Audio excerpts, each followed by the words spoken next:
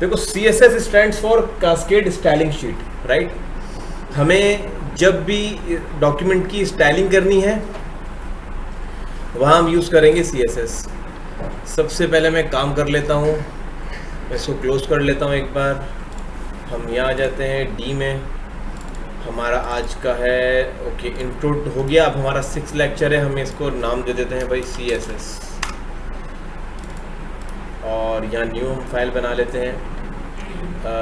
एक फ़ाइल हमारी यहाँ बनेगी। अच्छा ओके, इसको सबसे पहले ओपन विद कोड कर रहा हूँ मैं,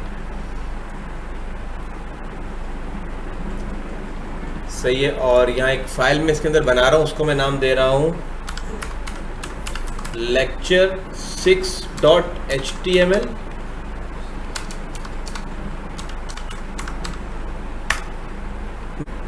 एक फाइल और है बना रहा हूँ lecture6.css, सही है। lecture6.html, lecture6.css। अब होता क्या है कि बेसिकली हम लोग अपने एलिमेंट्स डालते हैं HTML में, राइट, और उन एलिमेंट्स की जो स्टाइलिंग करनी है वो हम करते हैं अपने CSS को यूज़ करके, कास्केड स्टाइलिंग शीट को यूज़ करके। अच्छा देखो, HTML और CSS एक साथ नहीं आए। HTML बहुत पहले लॉन्च हुई है, फिर कुछ अरसे बाद काफ़ी तुम्हें HTML में बहुत से ऐसे एट्रीब्यूट्स मिलेंगे जो स्टाइलिंग के लिए यूज़ होते हैं। टेबल की हेडिंग हमने देखा था, टेबल को हम बोल्ड कर रहे थे, हम बॉर्डर दे रहे थे, सही है। बैकग्राउंड इसने दिया हुआ था लड़के ने।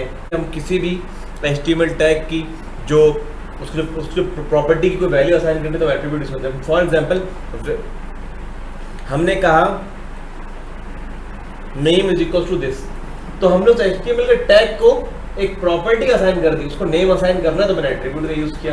एट्रीब्यूट बिल्ट इन है, मैं अपनी मर्जी से एट्रीब्यूट नहीं रख सकता, राइट। तो बात यहाँ से निकली थी कि HTML के अपने कुछ एट्रीब्यूट्स हैं, सही है, जिन्हें हम यूज़ कर सकते हैं स्टाइलिंग के लिए, जैसा कि लड़के अब्दुल्ला ने किया था। बट हम इसको कभी भी यूज़ नहीं करेंगे। हम HTML को यूज़ करेंगे सिर्फ अपने डॉक्यूमेंट के स्ट्रक्चर के लिए। मिसाल के तौर पे इसको जूम कर लेता हूँ, इसको मिसाल के तौर पे मैंने टैब लगाया, बॉयलर प्लेट डाल दी, सही हो गया। मैं यहाँ लिख रहा हूँ लेक्चर 6,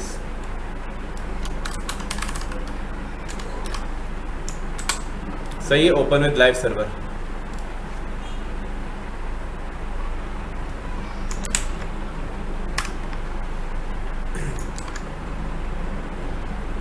इस तरह 2 फाइलें बनेगी, बॉयलर प्लेट डलेगी। सबसे पहले ये डालो आप लोग,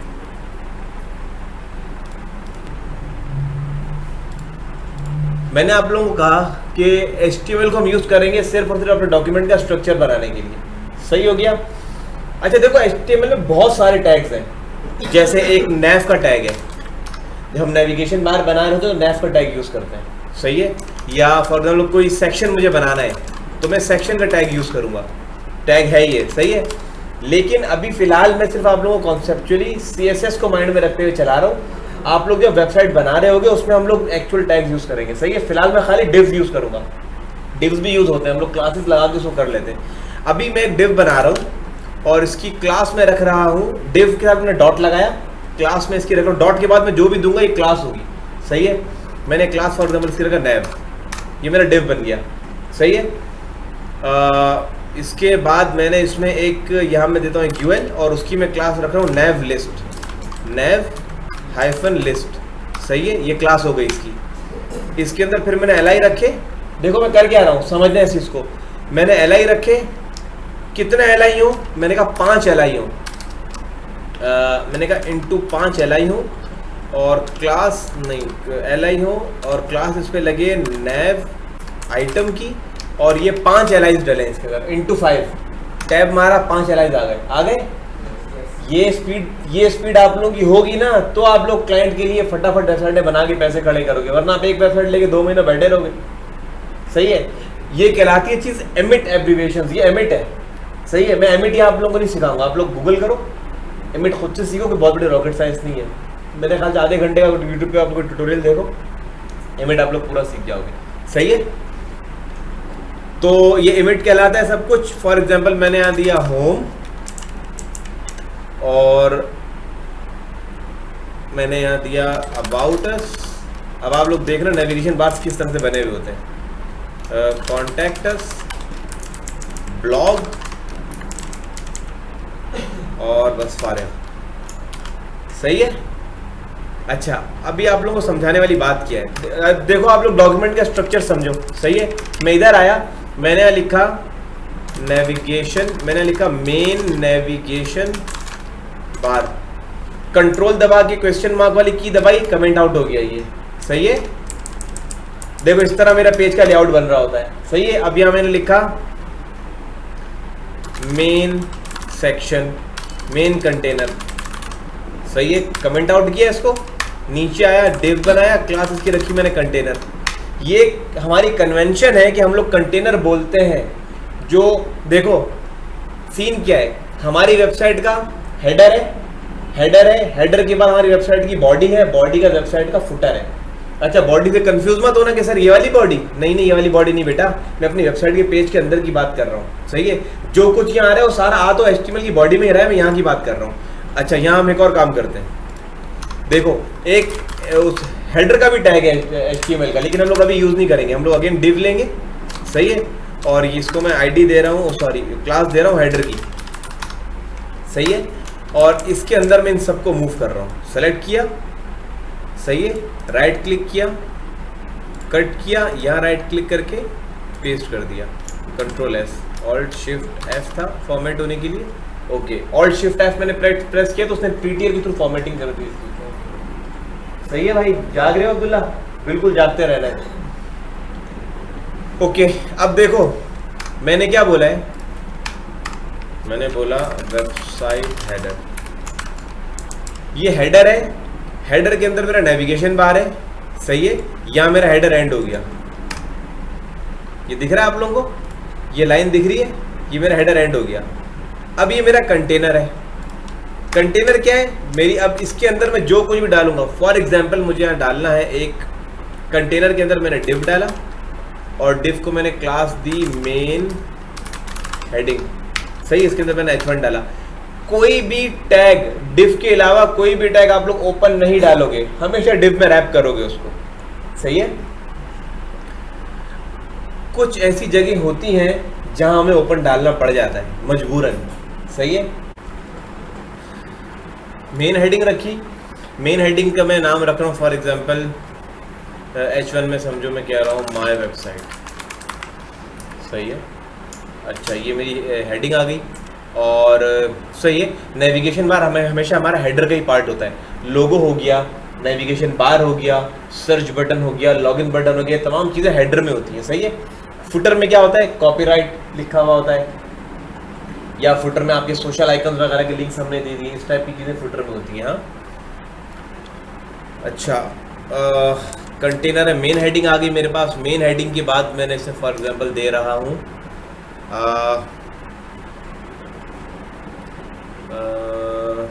कंटेनर के अंदर मैं डाल रहा हूँ डिव, उसकी क्लास रख रहा हूँ सेक्शन 1 क्लास रख रहा हूँ इसकी। 3 डिव डालता हूँ, कंट्रोल D प्रेस करके मैंने इसकी कॉपीज बना दी, सेक्शन 2 कर दिया इसको, और इसको मैंने सेक्शन 3 कर दिया, कंट्रोल S। स्ट्रक्चर समझ में आया आप लोगों को? अब सिर्फ स्ट्रक्चर क्लियर कराने के लिए मैं एक बार और बोल रहा हूँ, मैं यहाँ लिख रहा हूँ वेबसाइट फुटर फॉर एग्जाम्पल। सही है। और मैंने डिव बनाया, इसको मैंने क्लास दी फुटर की। हालांकि फुटर का टैग अलग से है HTML में। सही है। लेकिन फिलहाल ताकि चीज़ें कन्फ्यूजन ना हो। सही है।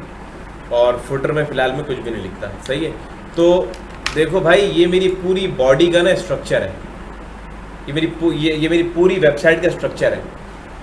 हेडर आया, हेडर के अंदर नेविगेशन बार आया। सही है। होता तो लोगो भी आ सकता था। सही है। उसके नीचे फिर ये डिव आया, उसके नीचे फिर मेन कंटेनर आया, मेन कंटेनर के अंदर मेरी एक मेन हेडिंग आई और अंदर अलग 3 सेक्शंस आए। सही है। उसके बाद फिर मेरा फुटर आ गया। सही है। अच्छा, अब सीन क्या है, अब मैं आ रहा हूँ CSS पे, कंट्रोल S किया। अच्छा, अगर मैं यहाँ सिर्फ CSS लिखना शुरू कर दूँ तो कुछ भी नहीं होगा। क्यों नहीं होगा?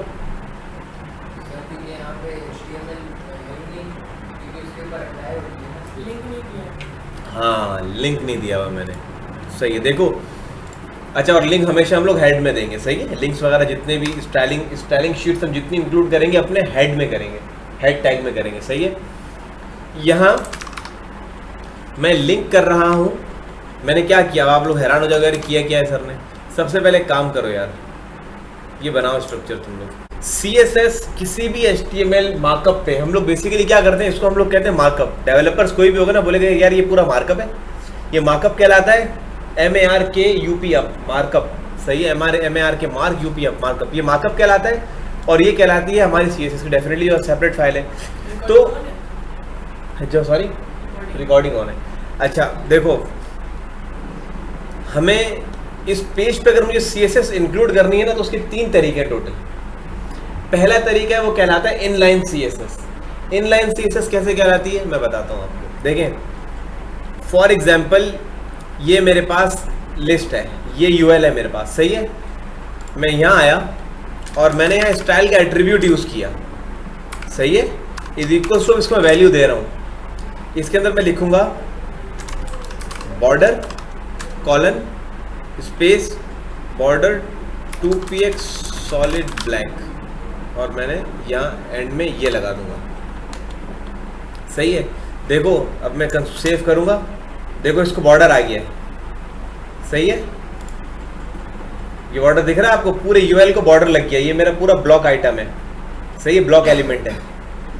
मैंने क्या किया, इनलाइन CSS लिखी है मैंने, स्टाइल का एट्रीब्यूट मैंने यूज किया। स्टाइल का एट्रीब्यूट से क्या होता है कि मैं किसी भी एलिमेंट को जाके इनलाइन स्टाइलिंग उसकी मैं कर सकता हूँ। CSS लिखने का तरीका क्या होता है, CSS लिखने का तरीका ये होता है, पहले मैं लिखता हूँ प्रॉपर्टी। CSS पूरी 2 चीज़ों पे चलती है, प्रॉपर्टी पे और वैल्यू पे। ये चीज़ है प्रॉपर्टी यानी बॉर्डर। बॉर्डर को फिर मैंने ये वैल्यूज असाइन किए। मैंने कहा भाई 2px जितना वाइड हो, वेट तुम्हारा 2 पिक्सल्स हो, सॉलिड हो तुम यानी डैश वैश ना हो, सॉलिड हो यानी कि एक लाइन हो, और ब्लैक हो, कलर तुम्हारा ब्लैक हो। मैं इसको करता हूँ 5px, देखो वो वहाँ ज़्यादा मोटा हो जाएगा, बॉर्डर मेरा मोटा हो गया, सही है। कलर मैं करता हूँ ब्लू बजाय ब्लैक के, ब्लू बॉर्डर हो गया मेरा, सही है। तो पहला तरीका क्या है, इनलाइन स्टाइलिंग का, सही है। अच्छा मिसाल के तौर पे अब ये डिव है, ये वाला डिव है, सही है, H1 है। H1 के अंदर मैंने स्टाइल का एट्रीब्यूट यूज किया, सही है, और मैंने इसको मैंने कहा बैकग्राउंड। बैकग्राउंड एक प्रॉपर्टी थी, सही है। प्रॉपर्टी लिखने का नेम लिखने के बाद मैंने कॉलन यूज किया, कॉलन के अंदर प्रॉपर्टी का नेम दूंगा, वैल्यू दूंगा प्रॉपर्टी को, मैंने कहा ब्लैक, सही है। बल्कि प्रॉपर्टी करता हूँ बैकग्राउंड कलर, बैकग्राउंड कलर मैंने कहा ब्लैक, और यहाँ मैं सेमीकॉलन लगाऊंगा। इसका मतलब है ये एक प्रॉपर्टी एंड हो गई। सेमीकॉलन का मतलब है कि एक प्रॉपर्टी को वैल्यू असाइन हो गई। अब जो मैं लिखूंगा अगली प्रॉपर्टी होगी। मैं से बल्कि यार इसको ब्लैक करूंगा तो ये पूरा ब्लैक हो जाएगा। एनी हाउ मैंने कंट्रोल S किया तो देखो पूरा ब्लैक हो गया ये, सही है।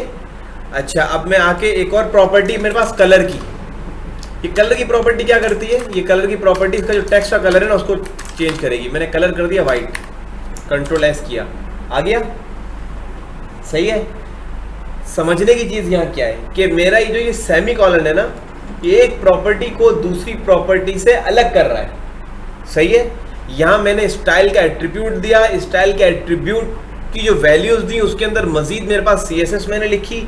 CSS लिखने का तरीका ये है कि पहले प्रॉपर्टी का नाम आता है फिर उसकी वैल्यू आती है, दोनों के दरमियान कॉलन का यूज़ किया जाता है। और जब एक प्रॉपर्टी को मैं वैल्यू असाइन कर चुका हूँ कंप्लीट, तो फिर मैं सेमीकॉलन का यूज़ करता हूँ ताकि मैं CSS को ये बताऊँ कि अब ये प्रॉपर्टी ख़त्म हो गई, अब जो प्रॉपर्टी स्टार्ट होगी वो न्यू प्रॉपर्टी होगी, सही है। तो ये मैंने आपको एक तरीका बताया इनलाइन CSS का। अच्छा अब एक है तरीका, हम क्या करते हैं, हम लोग हेड टैग के अंदर ही स्टाइल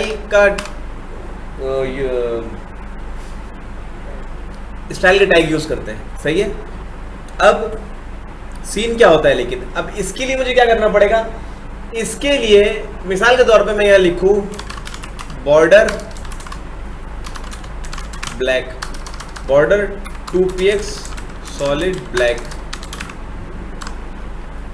यार लेकिन वो कहेगा भाई वो सब तो ठीक है, मैं किसका बॉर्डर ब्लैक करूं, मुझे कुछ तो बताओ, सही है।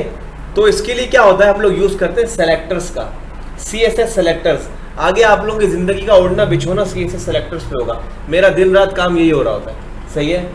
तो CSS सेलेक्टर्स का यूज मैं कब करता हूँ, जब मुझे ये बताना हो इसको कि भाई जो मैं स्टाइलिंग कर रहा हूँ मैं किस एलिमेंट की स्टाइलिंग कर रहा हूँ, राइट। फॉर एग्जाम्पल मैंने अब्दुल्ला से पूछा था क्वेश्चन कि अब्दुल्ला ये जो आपने लिखा है ये क्या कहते हैं इसको। अब्दुल्ला कह रहा था इसकी एसिड स्टाइलिंग के लिए यूज करते हैं, ये करते हैं वो करते हैं। एक्चुअली इसको सेलेक्टर बोलते हैं। अब देखो मेरे पास ये स्टाइलिंग है, मेरे पास ये H1 है और मैं फॉर एग्जांपल एक क्लास दे रहा हूँ इसको। H1 को मैंने क्लास दे दी हेडिंग की, कंट्रोल S। यार मेरी मजे वाली फॉर्मेटिंग क्यों नहीं हो रही, मजा नहीं आ रहा मुझे। अच्छा ओके, ये ऊपर गंद हुई है ना, ओके। मुझे क्या करना पड़ेगा, जब मैं किसी एक एलिमेंट को टारगेट करता हूं क्लास से तो मैं यूज करता हूं डॉट ऑपरेटर का, सही है। जब भी मैं किसी क्लास की स्टाइलिंग कर रहा हूंगा तो मैं डॉट ऑपरेटर का यूज करूंगा। डॉट का ऑपरेटर का यूज करने का मकसद ये कि अब जो आगे मैं लिखूंगा नाम वो किसी क्लास का नाम है, इसको पता होगा, सही है। तो मेरे पास ये क्लास थी, हेडिंग की है, सही है। मैंने कहा हेडिंग, करली ब्रेसेस लगेंगे, ये फॉर्मेट है, इसके अंदर ये प्रॉपर्टी आएगी।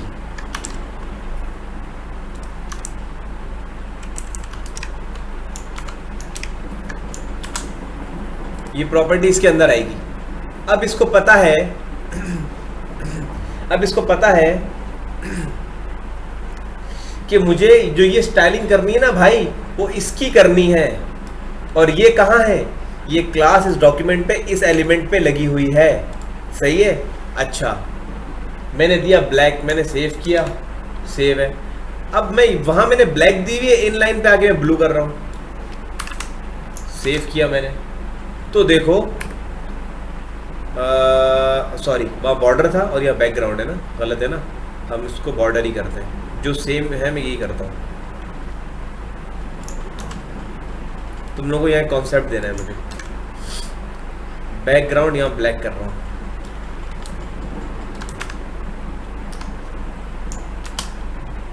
यार देखो यहाँ मैंने हेडिंग का बैकग्राउंड किया है ब्लैक, यहाँ ब्लू आया हुआ है। यार यहाँ ब्लू क्यों आया हुआ है, जब मैं नीचे आया मैंने देखा मैंने यहाँ बैकग्राउंड कलर जो हेडिंग को दिया है वो दिया हुआ मैंने ब्लू, सही है। अब ऊपर चाहे ब्लैक रहे, नीचे मैं अगर रेड करूंगा ना, कंट्रोल S, देखो इसका क्या मकसद हुआ, इसका मकसद ये हुआ कि इनलाइन CSS हमेशा ओवरराइड करेगी मेरी एक्सटर्नल CSS को। ये CSS एक्सटर्नल ये विद इन द डॉक्यूमेंट है, लेकिन एक तरह से एक्सटर्नल टू द एलिमेंट है, तो मैं इसको एक्सटर्नल CSS कह सकता हूँ। नॉर्मली हम एक्सटर्नल CSS उसे कहते हैं कि जब हमने कोई फाइल लिंक की हुई हो, वो लिंक करना मैं अभी आपको बताऊंगा कैसे हम लोग लिंक करते हैं, राइट। तो एक्सटर्नल CSS को ओवरराइड करती है इनलाइन CSS। ये कॉन्सेप्ट समझ में आता है आप लोगों को, तो ये बहुत इंपॉर्टेंट कॉन्सेप्ट है, सही है ना। अच्छा अब मैं यहाँ से इनलाइन हटा रहा हूँ, ये सिर्फ आप लोगों को समझाने के लिए था।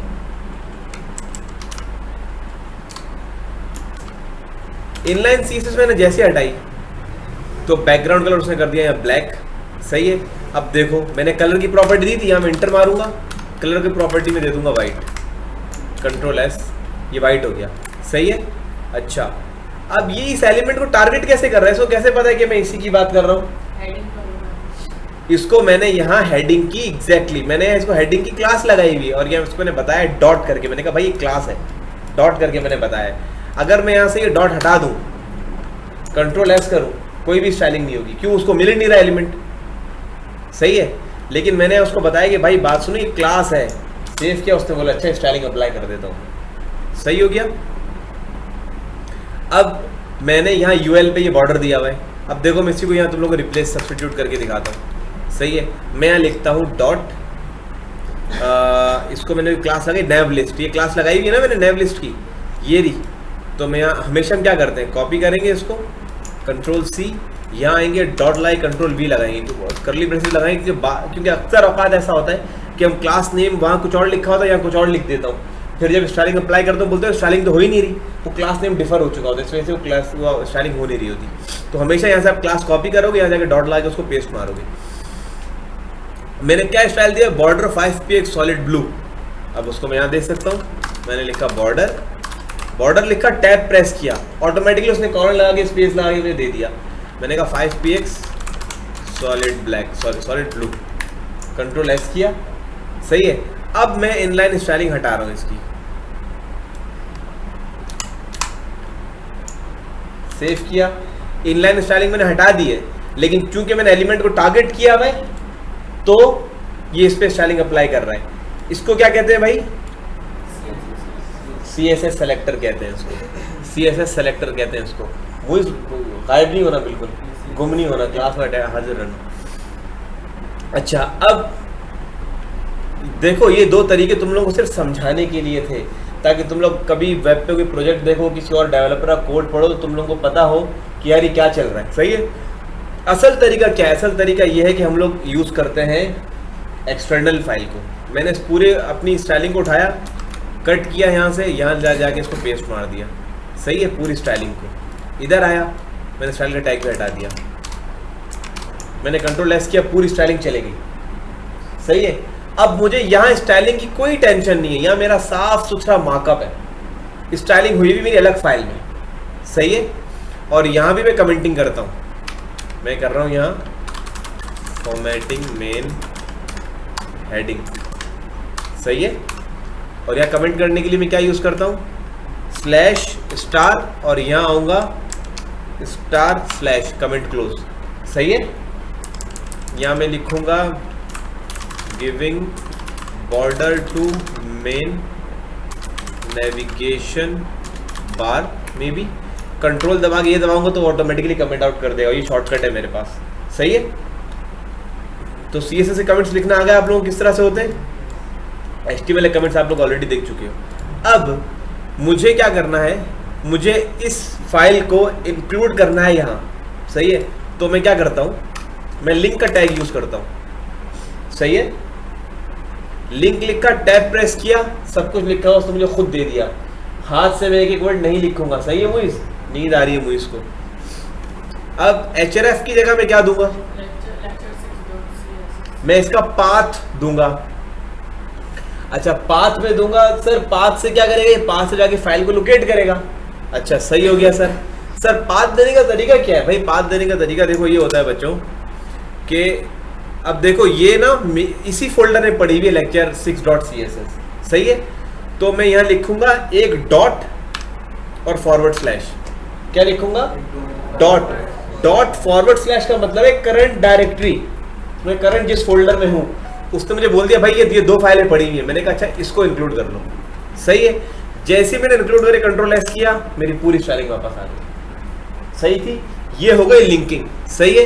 लेकिन नॉर्मली हम इस तरह से नहीं करते, हम क्या करेंगे, मैं यहाँ एक न्यू फोल्डर बनाऊंगा, उस फोल्डर को नाम दूंगा CSS, इस फाइल को मैं यहाँ से उठा के इस फोल्डर में मूव कर दूंगा, मैंने कहा मूव, सही है। अबे मूव भाई, अरे sure you want to move lecture6.css, move, okay. अभी यहाँ चले गई, अब मैंने आके सेव किया, भाई मेरी पूरी स्टाइलिंग गायब हो गई।